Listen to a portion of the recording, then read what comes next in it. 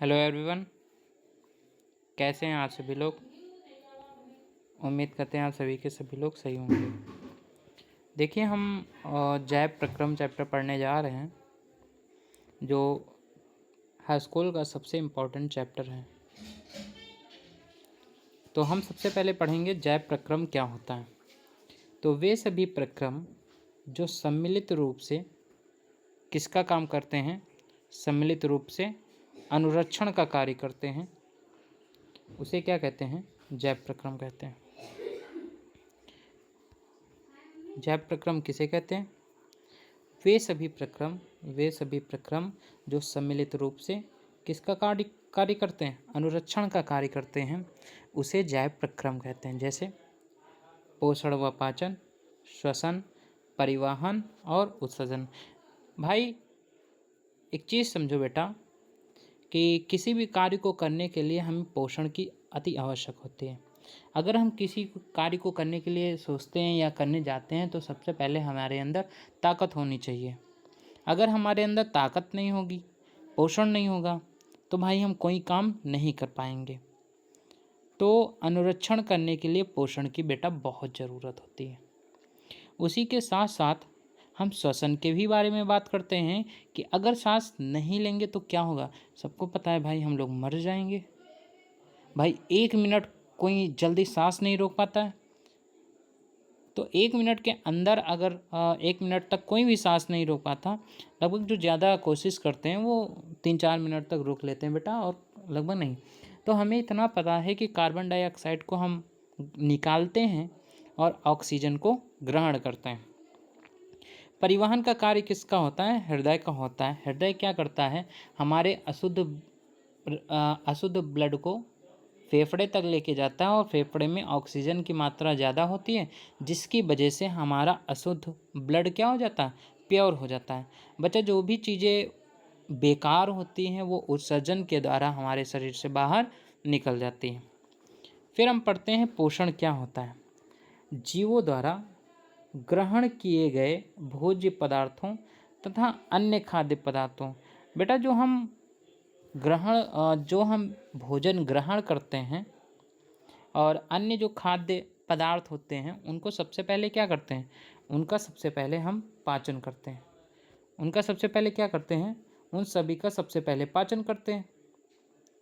पाचन करने के बाद पाचन कर उससे ऊर्जा का अवशोषण करके, बेटा कोई भी चीज़ जब हम खाते हैं तो सबसे पहले उसका क्या होगा, अवशोषण होगा।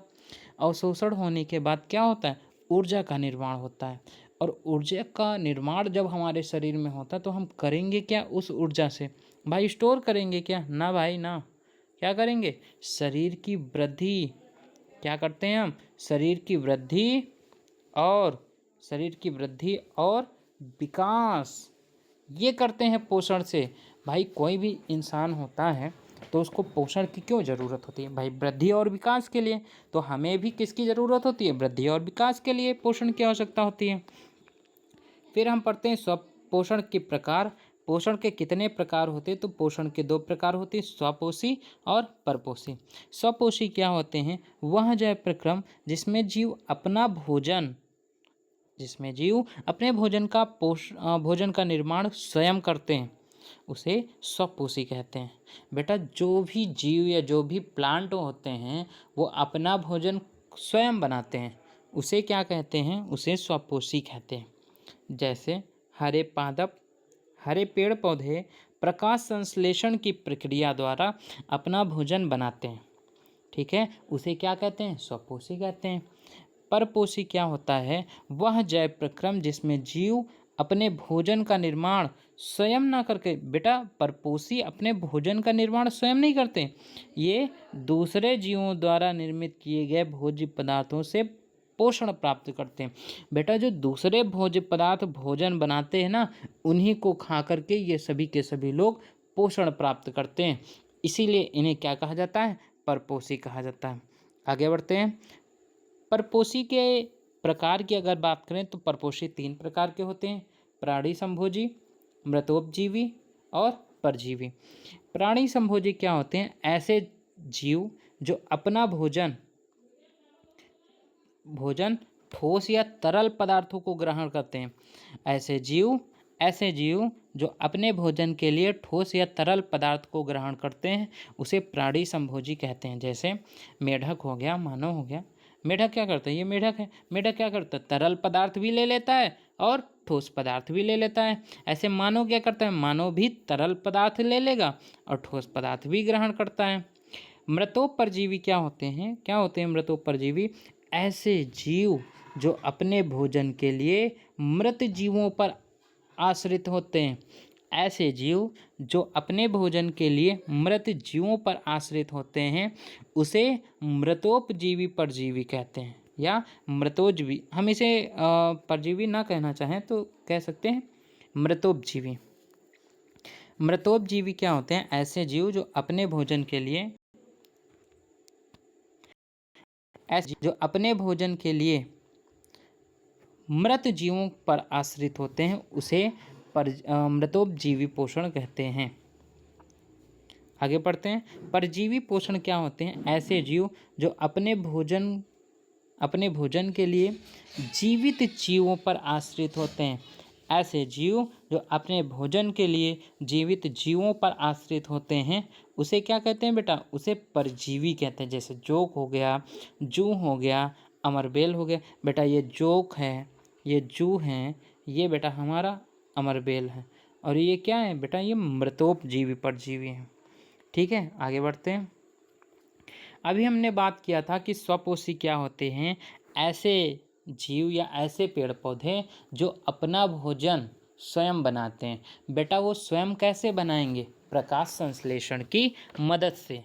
तो देखते हैं प्रकाश संश्लेषण की मदद से कैसे भोजन प्राप्त करते हैं।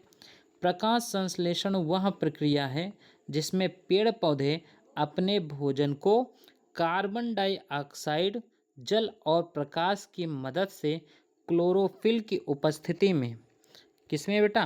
क्लोरोफिल की उपस्थिति में तैयार करते हैं। इस प्रक्रिया के द्वारा क्या होता है? इस प्रक्रिया के द्वारा पेड़ पौधों को ऊर्जा प्राप्त होती है। किस प्रक्रिया के द्वारा? प्रकाश संश्लेषण के द्वारा पेड़ पौधों को ऊर्जा प्राप्त होती है और वे जीवित रह सकते हैं। बेटा इसी पूरी प्रक्रिया को क्या कहते हैं? प्रकाश संश्लेषण कहते हैं। देखिए भाई, सबसे पहले हम क्या देते हैं इनको देते हैं कार्बन डाइऑक्साइड। किसी भी पेड़ को सबसे पहले क्या देना पड़ता है? Carbon dioxide. फिर उसको देते हैं हम जल। ये दो चीज़ें हमें देना पड़ेगा। फिर सूर्य का प्रकाश भाई नेचुरली है, वो तो मिल जाएगा। और जो ग्रीन प्लांट होते हैं उसमें क्लोरोफिल पाया जाता है। तो ये चार चीज़ें मिल करके क्या बनाती हैं? ग्लूकोज का निर्माण करती हैं, ऑक्सीजन का निर्माण करती हैं और बेटा जल का निर्माण करती हैं।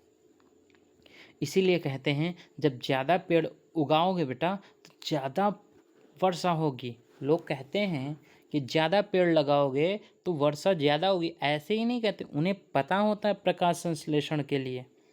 ठीक है, जितने भी लोगों को प्रकाश संश्लेषण के बारे में पता होगा उन्हें पता है कि वृक्ष ज़्यादा लगाओ, पानी लो। आगे बढ़ते हैं। देखिए ये हमारा प्लांट है एक छोटा सा। आइए देखते हैं कैसे प्रकाश संश्लेषण की क्रिया होती है। देखिए ये हमारा सन है। ये क्या है? ये हमारा सन है। सूर्य का प्रकाश किस पे पड़ता है? सबसे पहले क्या आया? सबसे पहले प्रकाश आया बेटा। सबसे पहले प्रकाश आया। प्रकाश कहाँ पे पड़ता है? पौधे पे पड़ता है। और पौधे में क्या पाया जाता है? पौधे में पाया जाता है क्लोरोफिल। बेटा ये क्लोरोफिल क्या होता है? क्लोरोफिल एक हरित लवक होता है। क्या होता है? हरित लवक होता है जिससे पेड़ पौधों की पत्तियां हरी होती हैं। एक सवाल पूछ लेता है कि पेड़ पौधों की पत्तियां हरी ही क्यों होती हैं, नीली पीली काली क्यों नहीं होती हैं? वो इसलिए क्योंकि इसमें एक हरित लवक पाया जाता है जिसका नाम है क्लोरोफिल। ये दो चीज़ें हमने दे दिया। अब इस पेड़ को हमें क्या देना पड़ेगा? इस पेड़ को देना पड़ेगा बेटा जल। और जल के साथ क्या देना पड़ेगा? जल के साथ हमें देना पड़ेगा कार्बन डाइऑक्साइड। तो ये चार चीज़ें हैं। चार चीज़ें अगर हम दे देते हैं तो प्रकाश संश्लेषण की क्रिया हो जाएगी और हमारा पौधा क्या हो जाएगा? विकसित हो जाएगा। आइए हम प्रकाश संश्लेषण की जो रिएक्शन है उसकी बात करते हैं। देखिए सबसे पहले हमें क्या देना पड़ेगा, हमें देना पड़ेगा कार्बन डाइऑक्साइड। कार्बन डाइऑक्साइड के साथ हमें क्या देना पड़ेगा, कार्बन डाइऑक्साइड के साथ हमें देना पड़ेगा जल। तो बनेगा क्या, C6H12O6, C6H12O6। इसमें हमें क्या देना पड़ेगा भाई, बनेगा क्या, इसके साथ साथ क्या बनेगा, ऑक्सीजन, और क्या बनेगा इसके साथ, और बनेगा जल। ये हमारी अभिक्रिया है बेटा। हम यहाँ पे अभिक्रियाओं को क्या कहते हैं, थोड़ा बैलेंस करते हैं। देखिए बेटा यहाँ पे कार्बन कितने हैं, 6 हैं, तो हम इसको 6 से गुणा कर देंगे। तो यहाँ पे कार्बन की मात्रा कितनी हो गई, 6। यहाँ पे ऑक्सीजन इससे गुणा होगा, कितना हो जाएगा, ऑक्सीजन यहाँ पे कितने हो जाएंगे, ऑक्सीजन यहाँ पे हो जाएंगे 12। ऑक्सीजन यहाँ पे हो गए 12 और यहाँ पर भी है। तो यहाँ पे ऑक्सीजन 6 है, तो बेटा इसको 12 से गुणा कर दो। जब 12 से गुणा करेंगे तो यहाँ पे हमारे ऑक्सीजन कितने होंगे, 12, यहाँ पर भी बेटा 12 है ना। तो ऑक्सीजन वहाँ पर भी 12 है, यहाँ पर भी 12 है। तो देखिए 12 12 24, टोटल ऑक्सीजन कितने हो गए, टोटल ऑक्सीजन हो गए हमारे 24। यहाँ पे 6 ऑक्सीजन है और 6 ऑक्सीजन हम यहाँ दे दें, तो 12 तो यहाँ पे हो गए ना, 12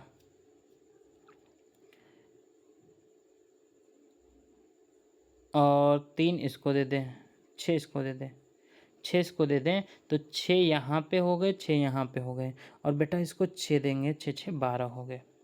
अब अगर हाइड्रोजन की बात करते हैं तो हाइड्रोजन यहाँ पे कितने, 12 दूना 24, तो यहाँ पे 12 है और 6 दूनी 12 यहाँ पे भी है। बेटा हमारी रिएक्शन बैलेंस हो गई। ठीक है, आगे बढ़ते हैं। सवाल सबसे ज़्यादा यहाँ पे पूछा जाता है कि प्रकाश संश्लेषण के लिए आवश्यक पदार्थ क्या होते हैं। इसका मतलब ये है कि कौन से वे पदार्थ हैं जिनके बिना प्रकाश संश्लेषण की क्रिया संभव है ही नहीं। तो सबसे पहले जल का होना अनिवार्य होता है। अगर जल नहीं होगा तो प्रकाश संश्लेषण की क्रिया नहीं होगी। आगे क्या है, सूर्य का प्रकाश। बेटा प्रकाश संश्लेषण की क्रिया के लिए सूर्य का प्रकाश होना बहुत ज़रूरी होता है। उसके बाद कार्बन डाइऑक्साइड, फिर क्लोरोफिल। आइए हम बात करते हैं ये जल, क्लोरोफिल, कार्बन डाइऑक्साइड और ये सब करते क्या हैं हमारे लिए।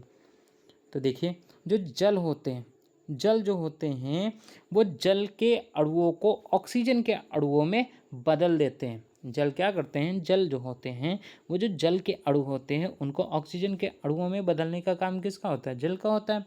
सूर्य का प्रकाश क्या करता है भाई, तुम्हें पता होगा बेटा कि सूर्य क्या करता है, सौर ऊर्जा देता है हमें। सूर्य क्या करता है, सूर्य देता है हमें सौर ऊर्जा।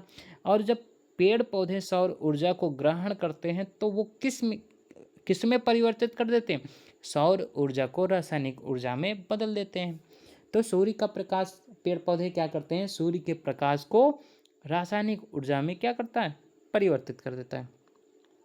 और क्या करेगा पेड़, कार्बन डाइऑक्साइड जो हम देते हैं उससे ग्लूकोज में अपचयन कर देता है। जो बेटा हम कार्बन डाइऑक्साइड देते हैं, जितना भी कार्बन डाइऑक्साइड देते हैं उसका क्या करेगा, पेड़ पौधे उसको ग्लूकोज में अपचयन कर देते हैं।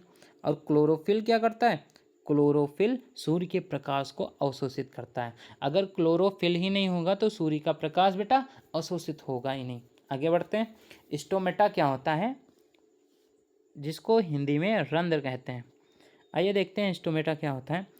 पादप की पत्तियों तथा अन्य कोमल वायवीय भागों की जो बाह्य त्वचा होती है उसमें छोटे छोटे छिद्र पाए जाते हैं।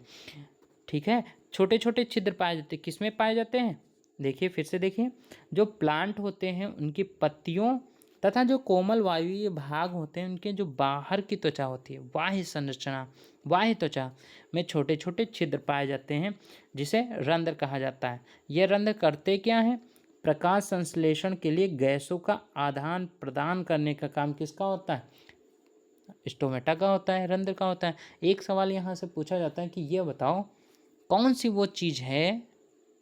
वो चीज़ है जो प्रकाश संश्लेषण के लिए गैसों का आदान प्रदान करता है, बेटा वो स्टोमेटा कहलाता है। हर एक चीज़ से क्वेश्चन पूछे जा सकते हैं 1 नंबर के बहुविकल्पीय, इसीलिए हमें ध्यान देना पड़ेगा।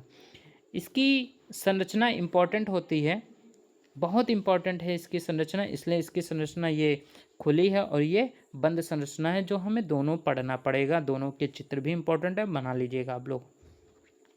देखिए रंध्र की संरचना, रंध्र पत्तियों की बाह्य त्वचा पर पाए जाते हैं। प्रत्येक रंध्र में 2 अर्धचंद्राकार क्या होते हैं, सेम के बीज के आकार की द्वार कोशिकाएं होती हैं। देखिए ये जो सेम है, सेम कैसा होता है, सेम ऐसा ही तो होता है। देखो सेम के बीज के आकार का, सेम के बीज कहते हैं छोटे छोटे छोटे छोटे छोटे छोटे, ये देखो सेम के बीज हैं। सेम के बीज के आकार के द्वारा कोशिकाएं तथा मध्य में रंध्रीय गुहा पाई जाती हैं। द्वार कोशिकाओं की जो बाहरी भित्ति होती है, द्वार कोशिकाओं की जो बाहरी भित्ति होती है वो पतली होती है और आंतरिक भित्ति जो होती है वो मोटी होती है। इसे क्या कहते हैं, इसे स्टोमेटा कहते हैं। आगे बढ़ते हैं। अब हम पढ़ते हैं अमीबा में पाचन। अमीबा में पाचन कैसे होता है, कौन कौन से वो भाग होते हैं जहाँ से अमीबा का पाचन स्टार्ट होता है, आइए देखते हैं। अमीबा का पाचन सबसे पहले कहाँ से होना शुरू होता है, अमीबा का पाचन सबसे पहले क्या होगा, अंतःग्रहण होता है। अंतःग्रहण का मतलब होता है क्या, जो अमीबा होते हैं वो भोजन को पकड़ते हैं, पकड़ने के बाद खा लेते हैं, उसे ही क्या कहते हैं, अंतःग्रहण। भाई हम सब लोग क्या करते हैं, सबसे पहले मुंह से खाना स्टार्ट करते हैं, तो जैसे ही कोई भी खाना मुंह में रखते हैं तो उसे ही क्या कहते हैं, अंतःग्रहण। भोजन को ग्रहण करना क्या कहलाता है, अंतःग्रहण। फिर जब हम भोजन को ग्रहण कर लेते हैं तो भाई भोजन का पाचन भी होगा। पाचन कहते हैं नहीं, हमारा खाना जो है पच गया। तो उस खाना पचने का मतलब क्या होता है, खाना पचने का सबसे बड़ा मतलब ये होता है कि हमारा डाइजेशन खत्म हो चुका। डाइजेशन में होता क्या है, जो बड़े कण होते हैं, बड़े कणों को एंजाइम की सहायता से छोटे छोटे कणों में तोड़ने का काम क्या करता है, डाइजेशन करता है। फिर क्या है, अवशोषण क्या होता है, फिर अवशोषण क्या होता है, जो तुम्हारा पाचन हुआ है, छोटे छोटे कणों में तोड़े हो, वहाँ से जो पचित पदार्थ होते हैं, पचित पदार्थ से ऊर्जा को जो ग्रहण करने का काम होता है वो अवशोषण कहलाता है, एब्जॉर्प्शन कहलाता है। फिर होता है स्वांगीकरण, एसिमिलेशन। स्वांगीकरण, एसिमिलेशन, अवशोषित पदार्थों का जीव द्रव्य में मिलाने का काम किसका होता है, स्वांगीकरण होता है, एसिमिलेशन का काम होता है। फिर क्या होता है, ये सब लोग भाई खाते हैं तो बाहर निकालने का भी काम करते हैं। तो बहिष्करण, एक्सक्रीशन, मतलब जो अपचयित पदार्थ होंगे उसको शरीर से बाहर निकालना क्या कहलाता है, बहिष्करण कहलाता है, एक्सक्रीशन कहलाता है। यह है हमारी संरचना अमीबा में पोषण के चरण। बेटा ये खाद्य कण है, देखिए ये है खाद्य कण, ये हमारा खाद्य कण। ये क्या होते हैं, किसी भी खाने को खाने के लिए ये अपने पादाब और कूटपाद से भोजन को सबसे पहले क्या करते हैं, जकड़ते हैं। फिर पूरी तरीके से जकड़ने के बाद क्या करते हैं, पूरी तरीके से जब जकड़ लेंगे तो खाने का डाइजेशन हो जाएगा, इनका पाचन हो जाएगा। आगे बढ़ते हैं, जंतुओं तथा मानव में पाचन।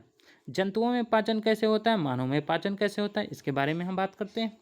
देखिए सबसे पहले हम अंतःग्रहण करेंगे। अंतःग्रहण का मतलब होता है भोजन को ग्रहण करना, क्या कहलाता है, अंतःग्रहण कहलाता है।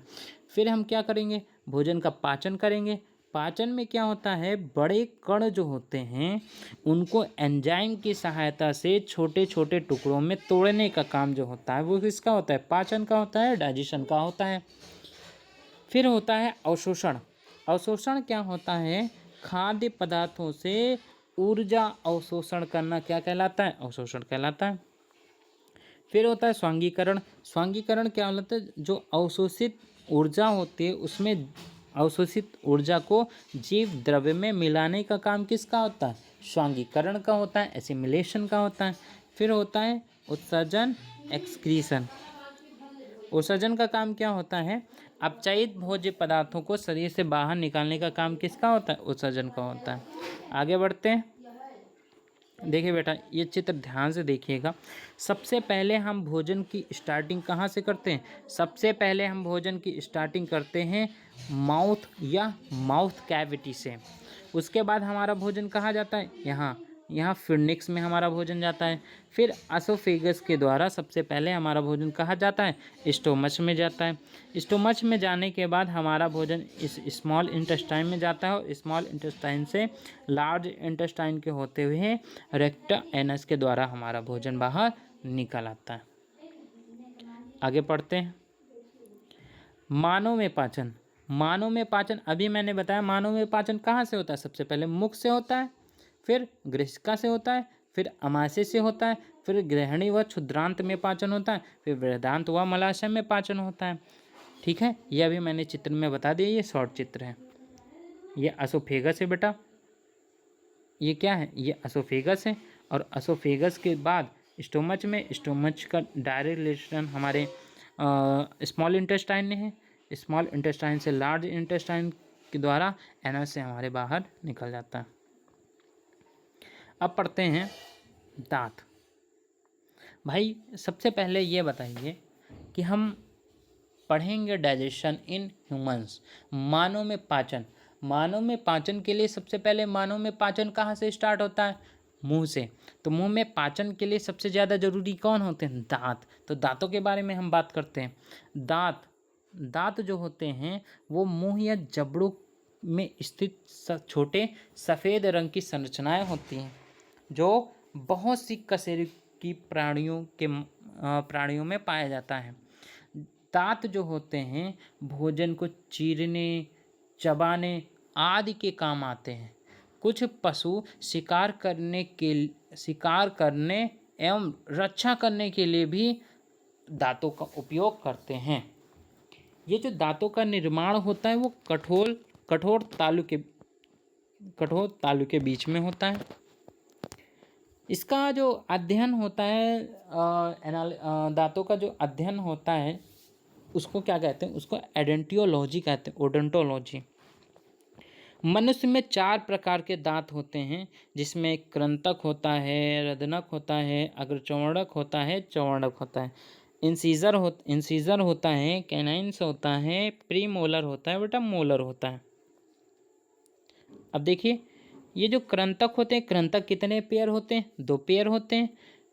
रदनक के कितने पेयर होते हैं? 1 पेयर होता है। अग्रचर्वणक के 2 पेयर और इसके 3 पेयर होते हैं। आइए देखते हैं। ये बेटा हमारे क्या होते हैं? दांत। ये जो दांत है ये हमारा कैनाइन का दांत होता है जो एक जोड़ी होते हैं। और ये दोनों दांत होते हैं, ये दांत और ये दांत हमारे क्या कहलाते हैं? प्रीमोलर कहलाते हैं। और ये जो 1 2 3 4 ये जो 4 जोड़ी होते हैं इसे इंसीजर्स कहते हैं। और ये जो 3 जोड़ी होते हैं इसे क्या कहते हैं? मोलर कहते हैं। आइए आगे बढ़ते हैं। अब इसके बारे में पढ़ा गया है। देखिए कृंतक क्या होते हैं? ये सबसे आगे के दांत होते हैं जो कुतरने तथा काटने का कार्य करते हैं। ये 6 माह की उम्र में निकलते हैं। जब कोई बेबी 6 माह का हो जाता है तब ये दांत जो हैं धीरे धीरे निकलना शुरू होते हैं। ये प्रत्येक जबड़े में 2-2 जोड़ी पाए जाते हैं। आगे बढ़ते हैं। रदनक इसका कार्य भोजन को चीरने व फाड़ने का होता है। ये 16 से 20 महीने की उम्र में निकलते हैं। ये प्रत्येक जबड़े में कितने होते हैं? एक जबड़े में, एक ऊपर के जबड़े में होता है, एक नीचे के जबड़े में होता है। अग्रचर्वणक क्या होते हैं? ये भोजन को चबाने में सहायक होते हैं। ये दांत 10 से 11 वर्ष की उम्र में पूर्ण रूप से विकसित होते हैं। वे प्रत्येक जबड़े में 2 जोड़ी होते हैं। चर्वणक क्या होता है? ये दांत भोजन को चबाने में सहायता करते हैं। ये 12 से 15 माह की उम्र में निकलते हैं। और ये प्रत्येक जबड़े में कितने जोड़ी होते हैं? 3 जोड़ी होते हैं। आगे बढ़ते हैं। अब जब दांतों में पाचन हो गया तो हम पढ़ते हैं अमाशय में पाचन। बेटा ये है अमाशय का चित्र। यह क्या है? जे आकार की एक थैली नुमा संरचना है जिसमें भोजन के अमाशय में प्रवेश करने पर जठर ग्रंथियां उत्तेजित होकर जठर रस का निर्माण करती हैं। यहाँ से एक सवाल ये आता है, ये बताओ जठर रस का निर्माण कहाँ से होता है? तो जाहिर सी बात है जठर रस का निर्माण कहाँ से होगा? श्रावण कौन करेगा? जठर रस का जठर ग्रंथियाँ करेंगी। जठर ग्रंथियाँ कहाँ पाई जाती हैं? अमाशय में पाई जाती हैं।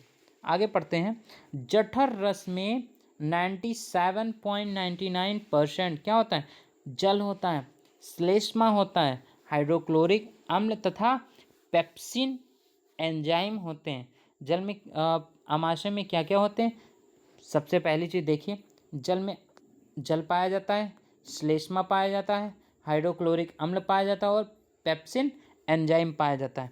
ये हमारे अमाशय में पाए जाते हैं, जो पाचन में बहुत ज़्यादा भूमिका निभाते हैं। वयस्क मनुष्य में रेनिन का अभाव होता है। रेनिन का, जो वृद्ध लोग होते हैं उसमें रेनिन का अभाव होता है। हाइड्रोक्लोरिक अम्ल की उपस्थिति के कारण जठर रस क्या हो जाता है? अम्लीय हो जाता है। अब हम पढ़ते हैं हाइड्रोक्लोरिक अम्ल के कार्य कौन कौन से होते हैं। तो देखिए, हाइड्रोक्लोरिक अम्ल के कार्य। हाइड्रोक्लोरिक अम्ल HCl जो होता है वो निष्क्रिय पेप्सिनोजन, जो पेप्सिनोजन होता है उसको सक्रिय कर देता है। किसमें? पेप्सिन में। पेप्सिनोजन से पेप्सिन में कन्वर्ट करने का काम कौन करता है? हाइड्रोक्लोरिक अम्ल करता है। भोजन के साथ आए जीवाणु तथा सूक्ष्म जीवों को मारने का काम। बाय द वे ये समझो कि चावल में कोई कीड़ा हो गया है या कुछ भी आ गया, जीवाणु हो गए हैं या फिर कोई सूक्ष्म जीव जो हम खा लिए हैं चावल के साथ, तो क्या करता है? पेट में चला जाता। तो ऐसा नहीं कि भाई वो तुम्हारे पेट को खा लेगा या पेट में हजम नहीं होगा। तो पेटों में हाइड्रोक्लोरिक अम्ल जो होता है वो जीवाणु तथा सूक्ष्म जीवों का क्या करता है? मार देता है। यह भोजन को सड़ने से रोकता है। भाई तुम्हें पता है कि जब हम कोई भी खाना खाते हैं तो हमारा खाना पेट में 3 से 4 घंटे तक रहता है। जबकि 3 से 4 घंटे में पेट में खाना रहता है तो सड़ जाना चाहिए, जबकि नहीं सड़ता है। क्यों नहीं सड़ता है भाई? क्योंकि पेट में हाइड्रोक्लोरिक अम्ल पाया जाता है। ये क्या करता है? भोजन को सड़ने से रोकता है एवं भोजन के कठोर भागों को क्या कर देता है? घोल देता है। अमाशय में भोजन कितने देर तक रुकता है? अभी बताया था 3 से 4 घंटे तक भोजन रुकता है। अधपचा भोजन धीरे धीरे ग्रहणी में ढकेल दिया जाता है। बेटा यहाँ पूर्ण पाचन नहीं होता है, अधपचा भोजन होता है। आधा पचा होता है और आधा बाकी होता है, जो ग्रहणी में ढकेल दिया जाता है और वो पाचन करते हैं। तो अब हम पढ़ते हैं थोड़ा सा लीवर। लीवर क्या है? यह शरीर का सबसे बड़ा आंतरिक भाग है। सबसे बड़ा आंतरिक भाग कौन सा है? लीवर है। और इसके साथ साथ ये बड़ी ग्रंथि भी है। बेटा कौन सी? ध्यान रखना बेटा, यहाँ पे बड़ी पूछा गया है। शरीर की 2 चीज़ें होती हैं, एक होता है शरीर के आंतरिक बड़ी ग्रंथि, एक होता है शरीर की बड़ी ग्रंथि। अगर सबसे बड़ी बाहरी ग्रंथि पूछे तो त्वचा से बड़ी बाहरी ग्रंथि और कोई सी नहीं है।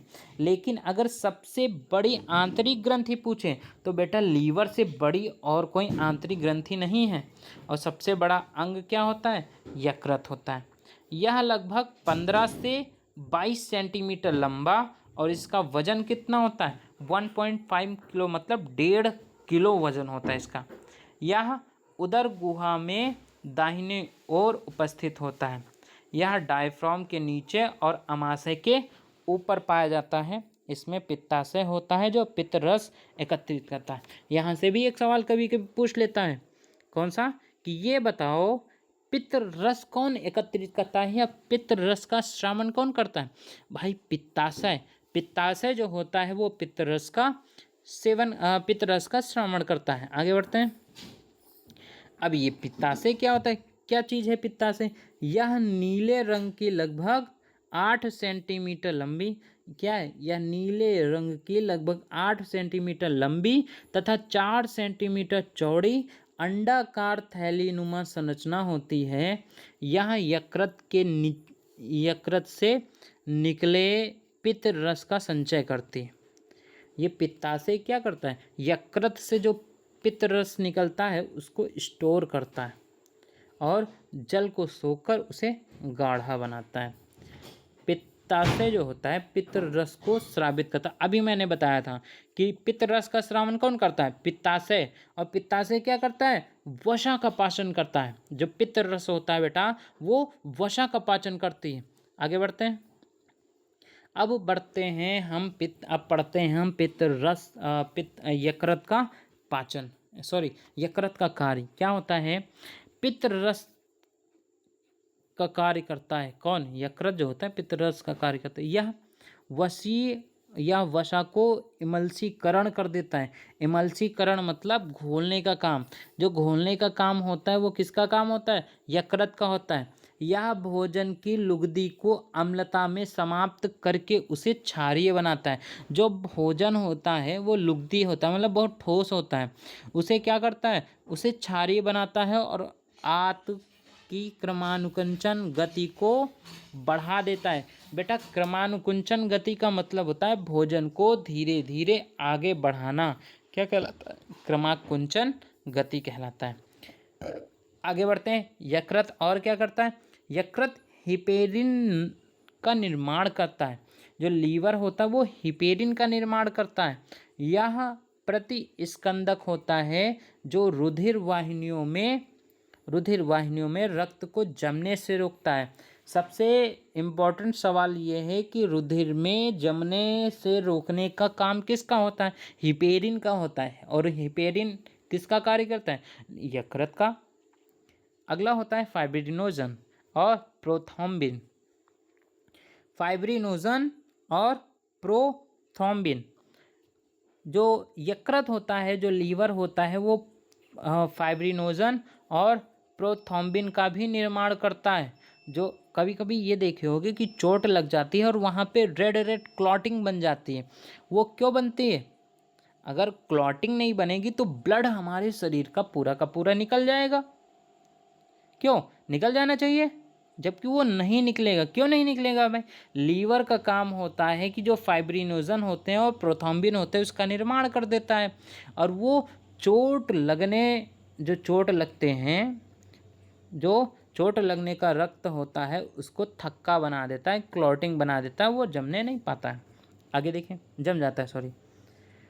ग्लूकोज अधिक मात्रा में होने पर ग्लाइकोजन में परिवर्तित कर देता है। लीवर का क्या करता है? अगर हमारे शरीर में ग्लूकोज की मात्रा बहुत ज़्यादा हो गई तो उससे ग्लाइकोजन में परिवर्तित करने का काम क्या करता है? हमारा यकृत का होता है। ये क्या करता है? ये वसा का संचय कर लेता है।